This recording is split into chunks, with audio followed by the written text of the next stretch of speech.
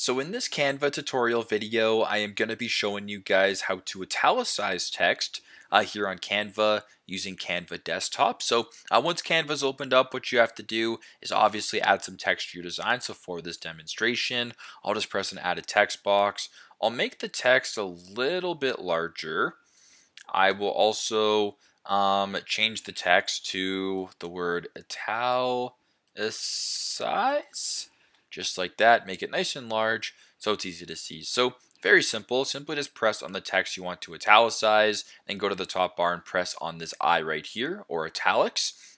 Press on that, then all of a sudden your text is italicized. So for example, non-italicized, italicized. So basically just adds a slant to it. It makes it a little bit different.